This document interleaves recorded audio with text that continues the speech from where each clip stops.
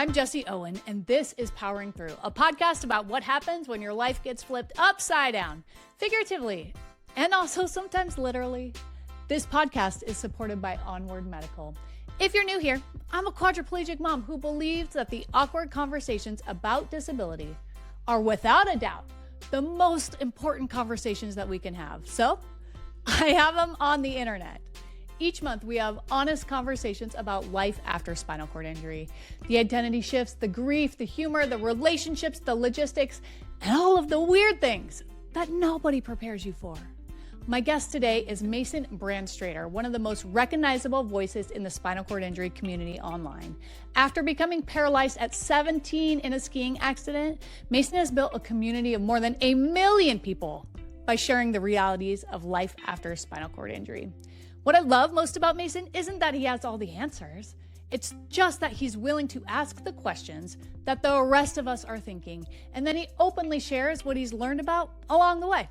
Today, we talk about the long journey from chasing recovery to embracing adaptation, why peer mentors often become our greatest teachers, and how sharing the messy parts of life can help someone else discover what's possible.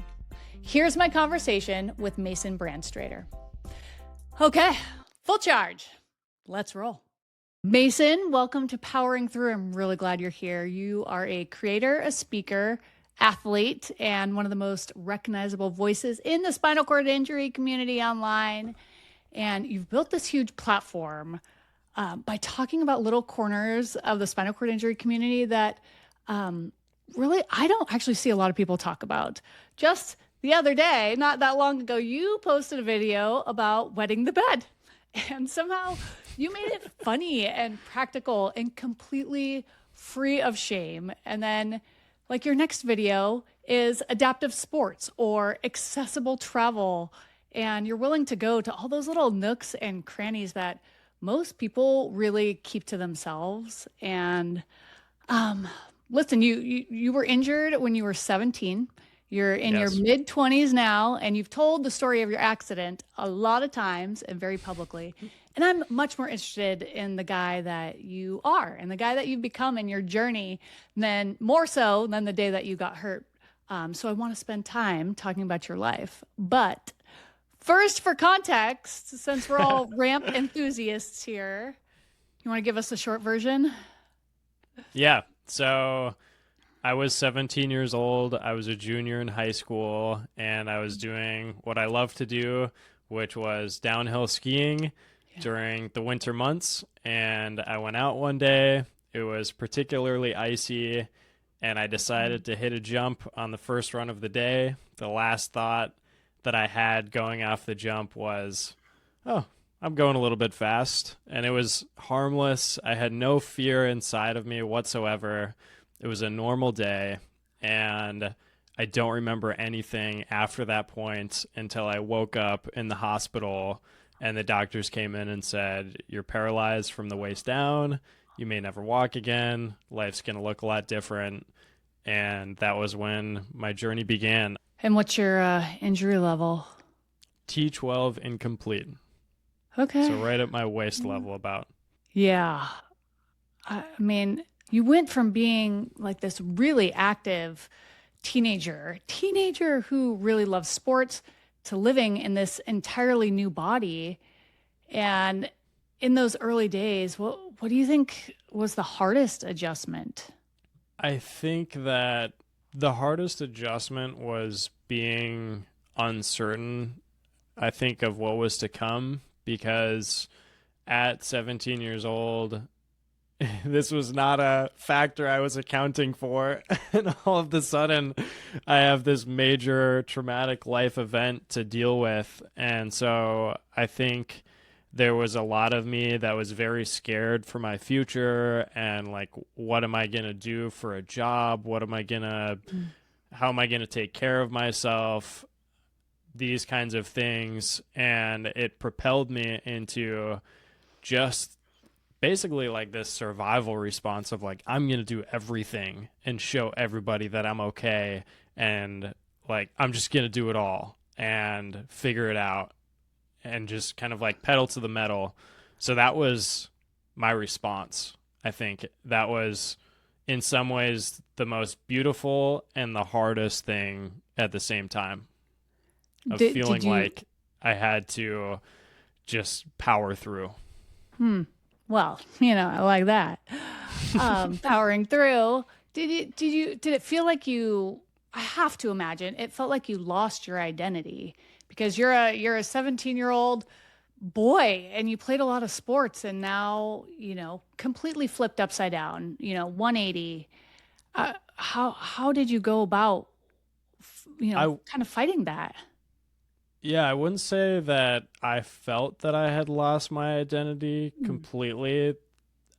The biggest parts of myself I still retained that I knew were connecting to people and talking to Mhm. people and having deep conversations. Even like at 17 years old, I didn't really foresee continuing playing soccer after high Mm. school. I loved track, I loved to run. That was a huge outlet for me, and that was devastating to have that taken away from me. It's still very hard to reach the levels of exertion that I was able to before when I was running and pushing myself hard. And that's something that it will just always be very hard to think about and to grieve. But there's things that I can do now, and I'm grateful to be able to do that are similar. Um, but yeah, I think I was mostly okay in the identity regard. I had my friends, they were still around. There were some sore spots, uh, but for the most part, I was still me. And I've read Christopher Reeve's book, Still Me, and it's obviously he just goes through all of these incredible things that he did and that he can no longer do. But at the end of the day, he is still Christopher Reeve. So, I'm curious, what did your rehab look like? Because kind of a lot of your social media, evolution has been teaching us all a lot of how to live with a spinal cord injury. So, did you learn that in the hospital? What did rehab look like for you? Yeah, so after I got paralyzed, I was in the ICU for 10 days in Essentia in Duluth, Minnesota, which is my hometown. And I got super fortunate that a bed opened up at Craig Hospital and my insurance was going to cover it. And they air flighted me out there. And now I'm in Craig Hospital in Denver, Colorado, which is like one of the premier spinal cord and brain injury Mhm. rehabs in the world. And I just got incredibly lucky to be in this space where I was surrounded by experts and a handful of people with spinal cord injuries my age. Um, I knew that I wasn't alone, that there were other people that I could go to ask for help. I mean, there were people that would come through the hospital that were 10, 20 years paralyzed. And I was like, whoa, there's resources. And I never had a moment where I felt like I was in it alone after I got to Craig Hospital. And I think that was a huge motivator for me. But on the other side of all of it, I looked back and I realized, whoa, I got this incredible experience. I was lucky and fortunate to have this. And I want to be able to provide some of those resources to people that didn't get to have those experiences that I did. Whether that's education, equipment, programs that you can go to, resources that you can utilize. I think it's so important for those things to be distributed because, as we all know with spinal cord injuries, it's just like an endless pool of things that you need to learn. And then once you feel like you know it all, then you have another issue come up, and all of a sudden you have to educate yourself over again. And it really is never ending. So it's important for there to be never ending resources. That, like, it's so true. I always think there's this funny transition after STI where you kind of stop learning from doctors and therapists just a little bit, and then you start learning from your own bad ideas. And it's just hmm years of trying something and realizing it does or doesn't work, and then you hmm try something else. Um, as you emerged from your Craig Hospital cocoon, what did those first few years of trial and error look like for you? Oh gosh, I was really young still, Mm-hmm. obviously just 17, 18, Mm-hmm. 19, and I was just really in that point in my recovery, I was very focused on walking and functional recovery. Mm-hmm. And I came back and like quickly realized that obviously the resources that exist in Duluth, Minnesota are not at Craig Hospital. And that was a whole thing. And then we went back to Colorado and got some more rehab and ultimately got to a point where I realized I have the amount of function that I feel like I'm going to get back. I can nurture that and I can Mm-hmm. sustain that. And I don't want or feel the need to spend copious hours and amounts of money to try to get back something marginal. When there is a better option for recovery, I will find it or like I will be in a space where people are talking about it. But right now, I'm not going to spend 2 hours every weekday working on this. I've got other better things that I want to be doing with my life. But anyway, Mm-hmm. so also like being a paraplegic, like easy for me to say, right? But, Well, maybe not but easy. yeah. But anyway, so the first couple Mm-hmm. years were really full of a lot of that. Mm-hmm. And I was certainly dealing with other problems, um, but they weren't as much like the focus. And then I think when I stopped focusing on walking so much, I started looking at all these other issues and situations that I needed to deal with or optimize in my life. Um, and I think that's where, like you said, the creative problem solving came in. And I was like, well, you know what? I'm just going to start trying to figure stuff out for myself and like see what works. And that's where then the social media started of like, hey, like you guys can figure this out for yourselves or like do some problem solving or here's a way that I've found that works for me. And sharing all those things was kind of the evolution of me um, stepping back from, I guess, that cocoon, like you said, and like trying to just take everything that all of these like so-called experts had to say and decipher that, and then it just becoming, I'm going to decide now for myself. I'm going to get all of the information and then sift through it and see what works for me. So, like you just said, there were these other problems, these other things going on, and when I was able to like look a little bit past walking, that's what I noticed and what I wanted to work on. What are you talking about specifically? If you remember, I know it was a few years ago Yeah, now. I think just like daily living things, like what is the best way to transfer out of my wheelchair? What is the Mm-hmm. best way to get on this adaptive equipment? What is the best medication that I can use for my bladder spasms? Mm-hmm.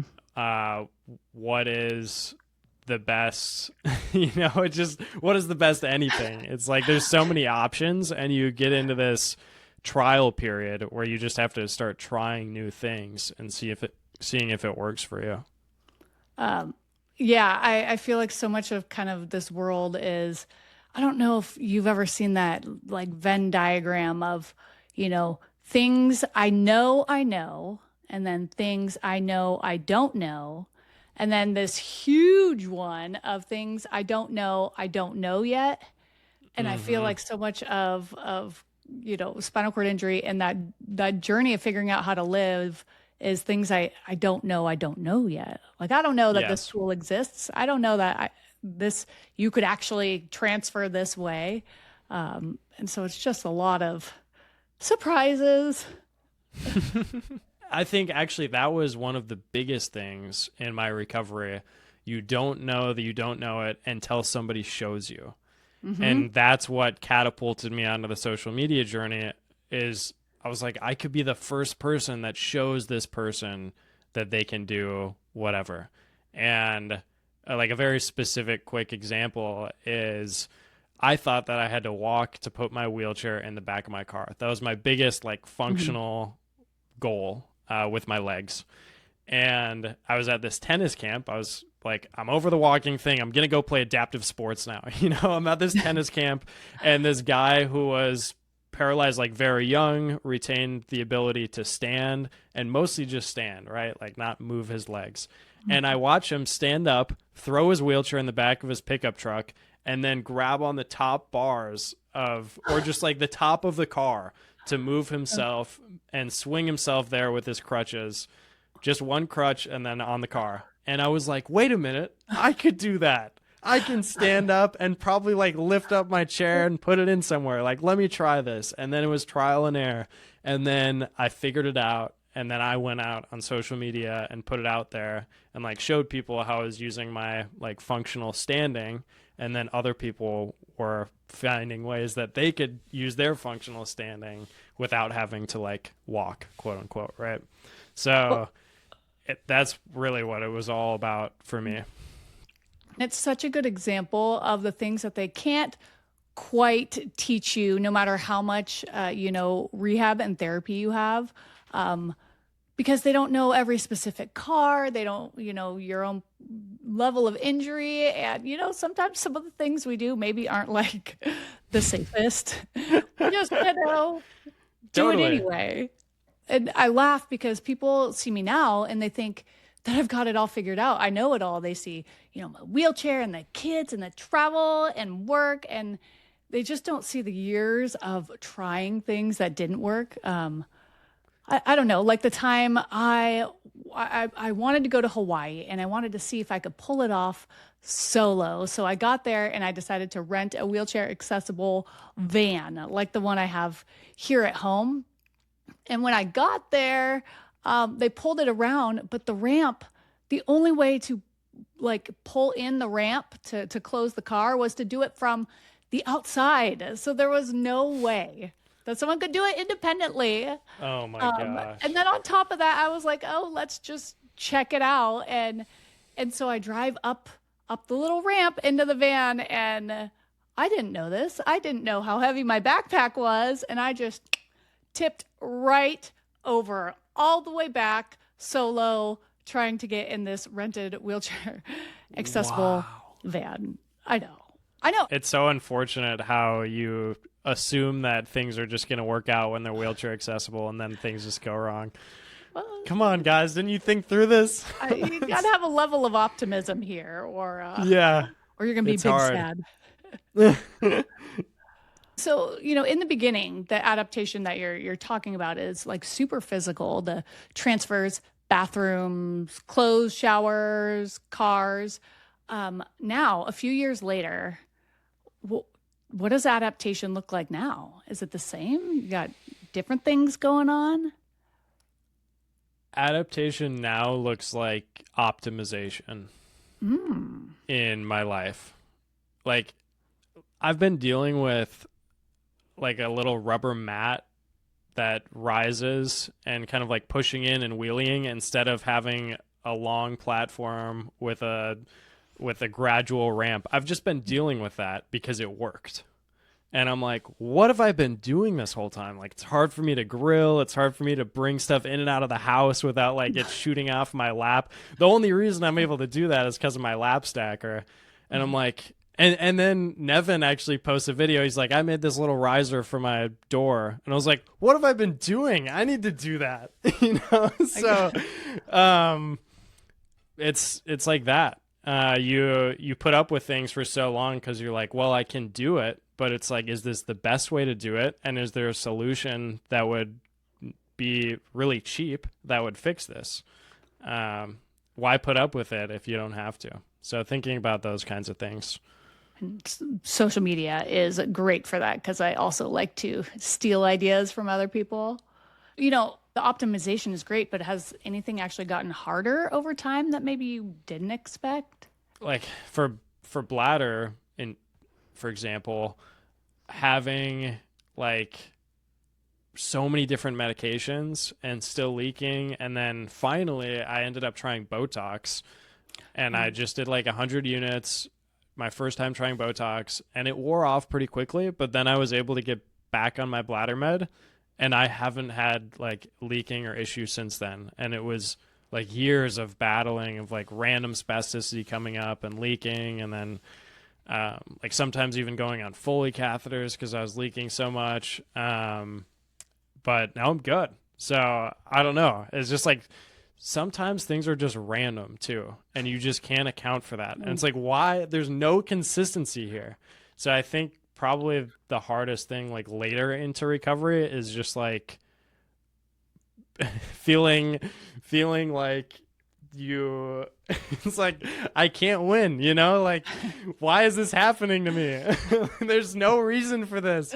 I've been doing such a good job and like taking care of myself, and I think that is the reality with spinal cord injury is like you have to take the best care of yourself possible because stuff's going to come up anyway, and you're going to get in trouble. So I think the hardest part now is like consistency and reminding myself that I need to stay consistent so that I don't run into an issue. I don't get a pressure sore. I don't have bladder issues. I don't, whatever. And you got to stay with the program because otherwise you could fall off the wagon. It's so true. It's so relatable. And I gotta say, even, I'm 13 years post-accident, and I think even now I'm still sometimes like resentful that I have to spend so much time thinking about this and spending extra time, dealing with bowel, bladder, getting dressed. The things just take longer. They take more energy. And sometimes I want to be doing other things. And I'm wondering if you have that same, maybe back of the mind resentment, or if you've come up with a super healthy way to think that through. If I had more things, I'm sure I would be more resentful. I think like I'm just at the brink of being like, this is just how it is. I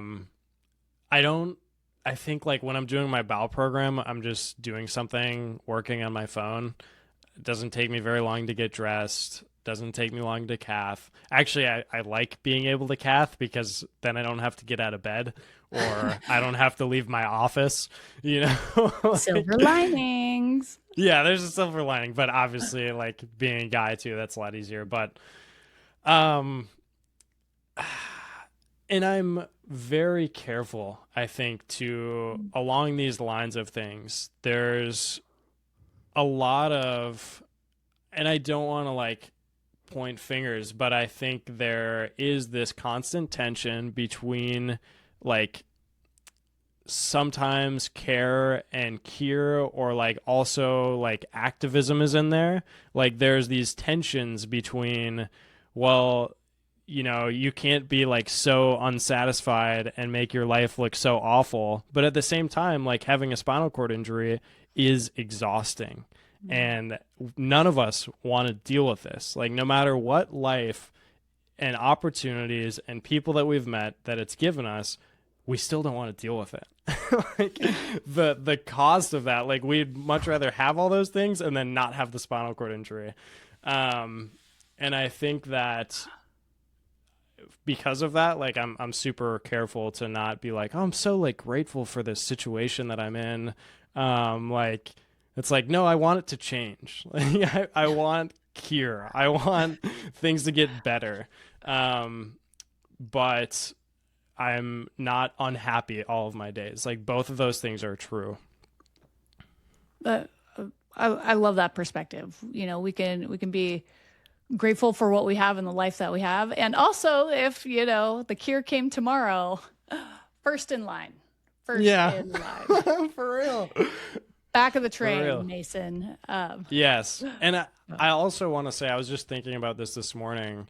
I think people that are in such a situation that they say, like, actually, I don't want a cure. Like, you have to think about the people that are not as privileged as you. The people that don't have the resources to live the life that you live, that their disability is actively keeping them away from any form of flourishing because they don't have the accessibility resources that you do. And I think that's often forgot in that conversation. And it's just something I was thinking about. I think a lot of people feel really seen with you saying that because you're right. Part of being able to live that, the most independent life that you can comes with privilege And not everyone has that. And so, even more reason to continue to pour resources into spinal cord injury research. Totally.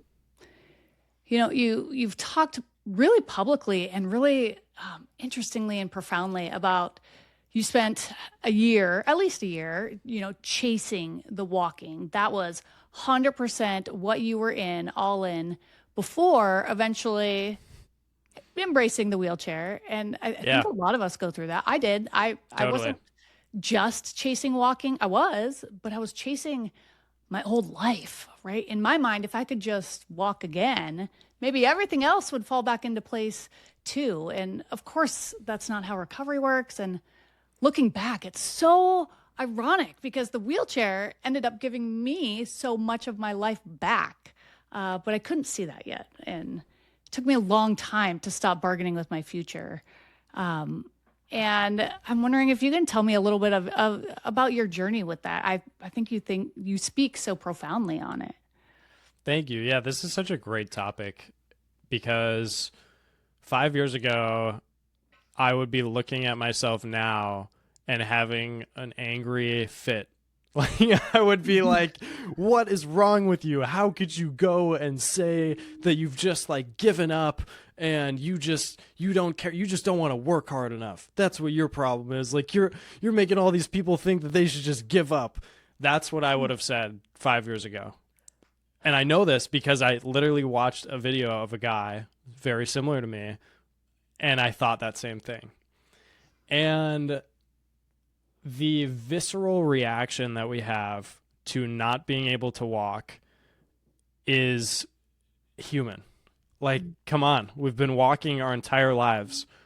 Like, you have a spinal cord injury, you're kind of like, man, I could put up with all this other stuff, but let me walk. And then later on, you're like, oh, well, I could I could let go of walking, but just let me not have to deal with this other stuff, because you've been dealing with that stuff for 4 years or whatever it is. It's like we always want something else, and we're willing to bargain with what we have.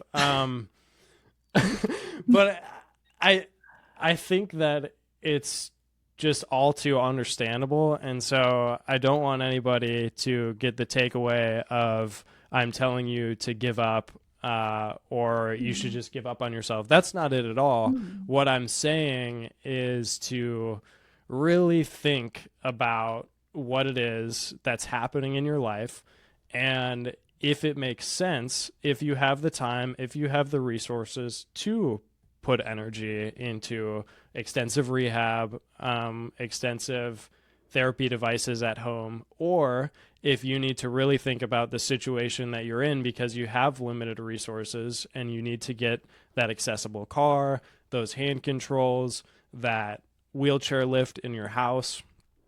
And I think that I was incredibly, again, privileged to be able to do both. And it was no problem.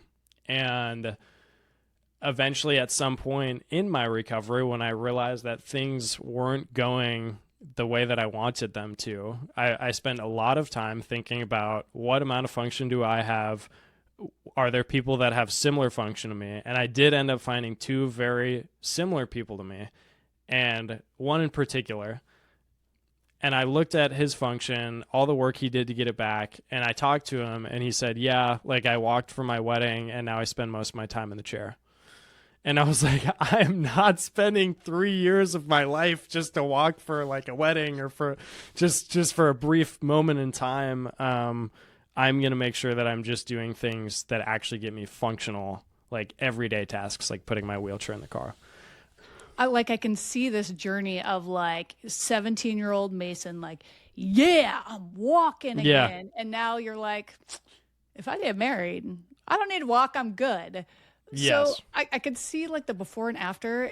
Did that journey of being version A to version B, did it ever feel like embracing that wheelchair? Was it giving up? Yeah, totally. Ooh. At the beginning, in these couple years, I really felt like kind of using the wheelchair. Well, I don't know. I mean, I think in the first couple of years of my accident, when I was trying as hard as possible to walk again, I gradually started to realize that things were not going to go my way. And it wasn't like I just wanted to walk in my wedding or something. Like, I don't even, that wasn't on the horizon at the time, but it was like, I want to be able to walk functionally. And that's the buzzword in the community, is like functional walking. What is that? Is that walking with straight leg braces? Is that walking with a walker? Is that walking with crutches? Is it canes? Well, the true answer is that it's all completely subjective. And if functional, like standing functional walking, looks like you getting up with straight leg braces and getting some impact through your legs, stretching them out, working on your bone density, then that's functional. That's helpful. If functional walking means getting, your wheelchair out of the back of your car, that could be functional too. But I think ultimately, when we're all thinking about this, we want to walk like we used to. Mm-hmm. And that is just walking. And we're all super far off from that. And I think that recognizing how big the gap is when I realized that it was time for me to spend my time doing other things. Like really being honest with myself with how big that gap was where I was able to accept the level of function that I had and then embrace that situation and lean into all of the things that I still could do. And that's really when my recovery began. Like I started making new wheelchair friends and we were doing things together, and that's when life began, because I was able to feel okay again. It was like it becomes life or death when you're walking again after injury for some people, because it just feels like you have to do it. And if you don't do it, like you're a failure. You failed. That's not true at all. No. So it's silly. But we make ourselves believe that for some reason. That's understandable. And it's probably just lack of understanding a little bit about, life as a paralyzed person. You think walking's the most important, and then the more lived experience you have, you realize, I'm gonna be okay. Mm-hmm. I'm gonna be okay. Totally. I had a very similar experience, and I think my sort of turning point came with the realization of that. Yeah, when I'm walking, but I am so slow. This is taking so long, and I gotta go. I want to go hang out with my friends. Like, if I was in my wheelchair, I would have been there 15 minutes ago. Yes. So it's really interesting how we're starting to hear more of these stories out loud, and yet we all need to have our own personal experience with stubbornness to arrive at the destination. Totally. And I think the best we can do as peer mentors, as practitioners, as whoever, is just to offer up the resources and say these things are here. And my people at Craig Hospital were very careful with me and wherever I was to not give me black or white answers, because it's not a black or white thing. And eventually you have to make your own sense of it. And all that can really happen is for you to have all of the resources and all of the information. And then eventually you kind of find your own way. I want to take a second and toot your horn, because is that the phrase? I'm not sure. Because I think it's a big deal. You have over 1 million people across your platforms following your work. And you've taught people about catheters and transfers, accessible travel. That's been a big one lately. Your adaptive sports and your wheelchair skills. And I want to talk a little bit about life as a content creator. When you started posting this, more personal content, did you know it would help people, or were you still kind of figuring out what it was going to become? Yeah, I think that posting personal things is in a big way letting people feel seen and let go of any or all shame that they've been carrying.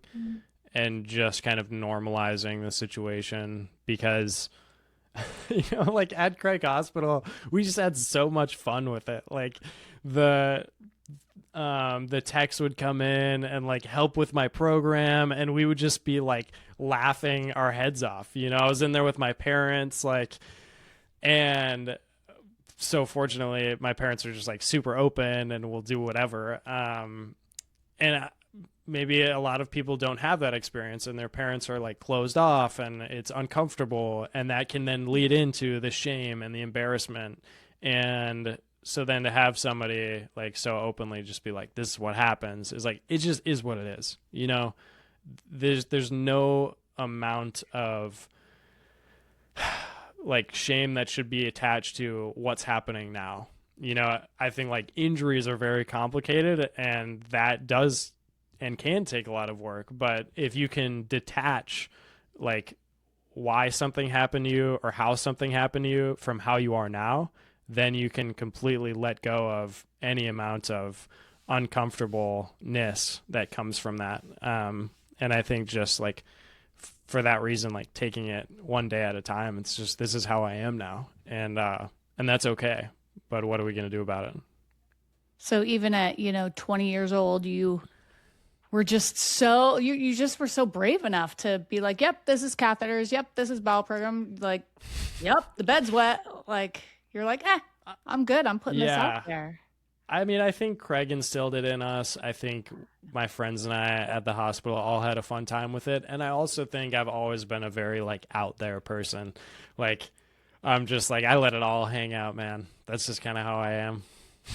I love it. Like, I love that they built such a great culture at Craig that it's like transferred over to real life outside. Mm-hmm. And that's totally. That's incredible. Do you think that there is a topic that spinal cord injury people are desperate for, but creators maybe don't talk about as much? Asking what happened to you, right, is a super tense topic for people on both sides. Some people are like, I want everybody to ask what happened to me. And other people are like, you shouldn't nobody should ask what happened to me. So how do you bridge that and then like create a conversation there? Sometimes how do you just go all in on one side and then have people attack you? And like, I think some of the activism things in that regard are tricky subjects to walk around. I mean, people just have so many different opinions on things. And so when you throw yours into a pool like that, it's destined to get heated sometimes, I would say. Very true. Another thing that you have become incredibly well known for, and one of the reasons you've been hard to get a hold of, is because you've been out of the country. You've become really well known for showing that life after spinal cord injury doesn't have to shrink you geographically. And I think that is such a killer perspective. Can you tell me a little bit about why travel, how that came to your life? Well, I was at a Unite to Fight Paralysis conference, symposium actually, for spinal cord injury research, and acquaintance that I had just met, Ben LeClaire, he was doing a documentary on U2FP, and I was just talking to him. I was really interested in the camera work and everything that they were doing. And he's like, hey, do you want to come to a para wakeboarding camp in Spain? And I was like, yeah, actually, I might take you up on that. It was like in a couple months. And I talked to my girlfriend about it, and she was like, you know what? Like, we should make this our summer trip that we go off and do. And so we went for it and made it into like a 2-week long trip where we went around the southern part of Spain. But ultimately, the biggest destination was to go to this para wakeboarding camp where there were like 30 other international people with spinal cord injuries. And, international for them, they're all in Europe. So it's like, yeah, I flew an hour over here. I'm like, I just spent 2 days traveling and like my time zones are completely thrown off. But to be around like a crowd like that and then to talk to all of them about like what are the perspectives on living with a disability in their country was for me the most exciting part of the trip, because I realized that of course the US is ahead in making things accessible, and like we have a lot of, I mean, the US is flat in a lot of places, so we've got it easier, but like we've got newer buildings, you know, like things weren't built in the 1600s, and we've got that going on. But then on the other side of it, when we're talking about, for example, like ways of approaching people with disabilities, like how do you talk to somebody with a disability? Like in other countries, it's like you don't ask, you know, what's wrong with you or like what happened to you. It's just, that's just common etiquette.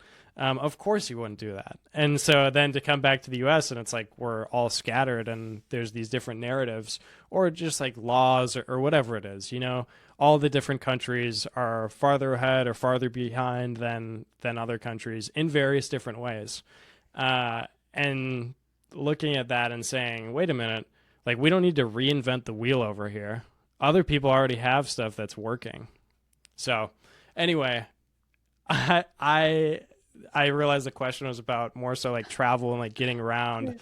But for me, the most interesting thing about going to different places has not yet been like the architecture or like the history or whatever. It's been, I could go to these places and people in wheelchairs would have different perspectives about life than I do.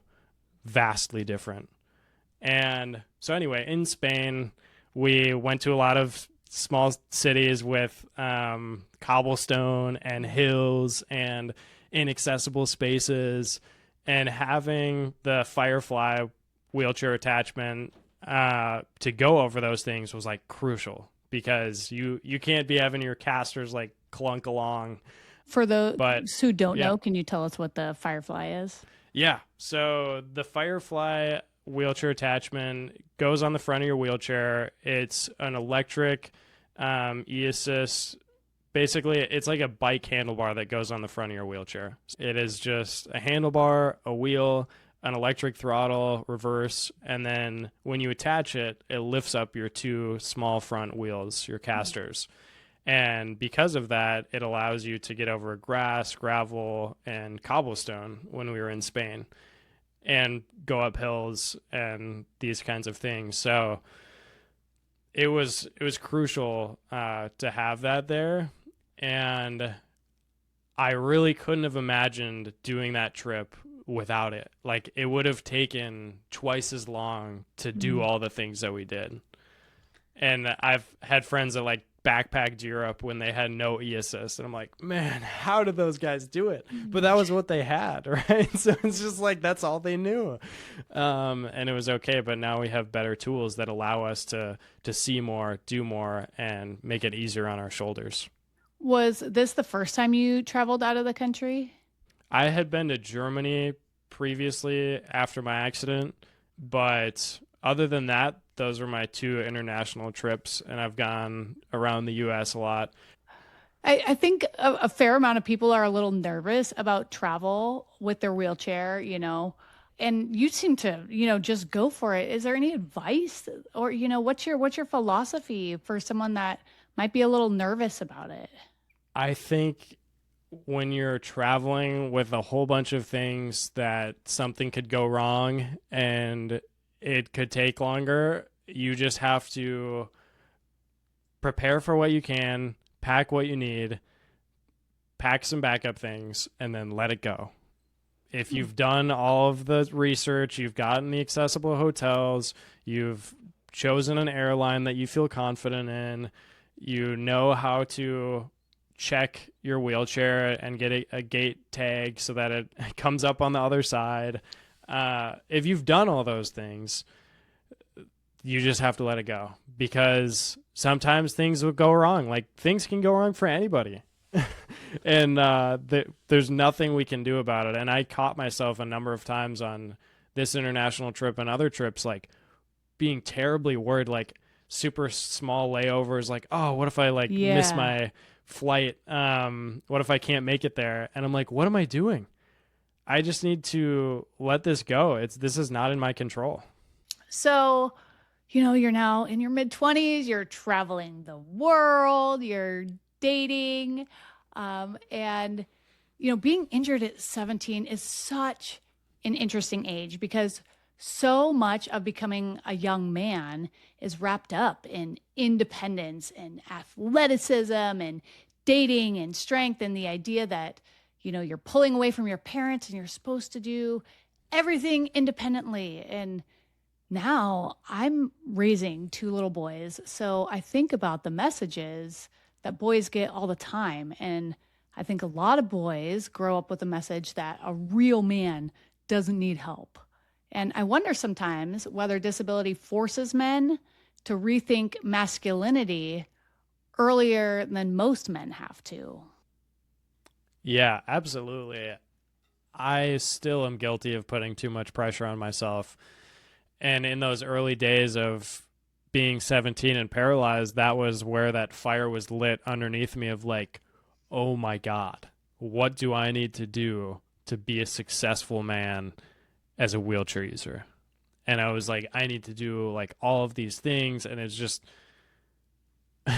combine that with the hustle culture that we have now in society is like, man, it's rough.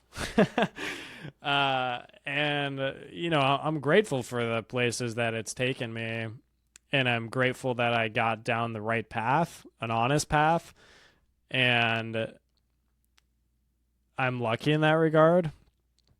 But yeah, I think that there's so many things that it forces you to let go of, which at the beginning is hard, and then in some ways you try to compensate in other ways. Like, how can I compensate for the things that I've lost? And all of that actually wound me up in a really severe fatigue. Like, I thought I was dying for like a year. My body started shutting down, and I didn't know what was happening. I went to like 10 different doctors. I got like 100 different tests, I swear. And it was because I had this crushing fatigue, these headaches, this insomnia. And what I realized was that it all came down to a single belief that I was not enough as I was, and that I needed to push myself to do more and to I didn't want to just be normal after paralysis. I wanted to be like go above and beyond and show people like, look, like this didn't define me. I am above this. I'm like beyond this. And what I realized was all of those things were me trying to cope with not being able to change the situation that I was in. And once I began to accept and work within the confines of my paralyzed body, I started to find like a much better equilibrium and like understanding of what's important in life and my actual place in it. And of course, social media plays into these things like a million times over. It makes you believe that you're like some chosen special person that's going to save the world. And it's like, no, I'm just some paralyzed dude in his early 20s that lives with his parents. And I am just going to enjoy what I have. I'm going to work towards my goals, but I'm not going to sacrifice my entire life to achieve something that society has made me believe that, I need to do. I mean, I think the narratives these days within hustle culture and social media are so ridiculous that you really need to step outside of them and look at your life for what it actually is, and step into that life and be grateful for that life and be a part of that life. And yeah, so I think that like being paralyzed on top of all that, on top of all the stuff that young men already deal with, can definitely mess with you, and it can ultimately, hopefully, lead you to a place where you really just accept your life and become grateful for the life that you have. So you're saying you got to go touch grass? Mason, thank you so much for being here. This was so much fun. I always leave conversations like this thinking about the person who's like 3 weeks, out from their injury, and the person who's too nervous to get on a plane again or travel, or the person that's having a hard time feeling normal. And I just think we covered a lot today. And underneath it all, I think the theme is just life keeps unfolding, and you keep adapting, and you keep moving. And yeah, it looks different. And yeah, it's a little bit hard sometimes, but sometimes it's funnier or more enjoyable than you expect. And I'm really grateful for you being here. Thank you for everything that you're putting out into the world on your socials. And if you're a listener, you should go follow Mason. I'll have him plug his socials here in a sec. And just thank you for making the disability community feel smaller in the best way, more connected. Yeah. Thank you so much for having me, Jessie. I love being on, and I'm super grateful to just be able to share my story. You can find me at Mason Branstrator on any social media, and we'll see you there. May your curb cuts be plentiful, Mason. Thank you. And that's it for today's episode. Thanks for listening to Powering Through. If you enjoyed this conversation, please follow and subscribe wherever you listen to podcasts so that you don't miss future episodes. And if you know someone who's navigating a spinal cord injury, or anyone who's trying to adapt to a life that they didn't choose, I hope you'll share this episode with them. Word of mouth is one of the most powerful ways that we can grow this community and help more people feel seen, supported, and connected. You can also leave a rating or review, which helps more listeners discover the show. A special thanks to Onward Medical for supporting this podcast. Thanks again for listening, and we'll see you next time on Powering Through.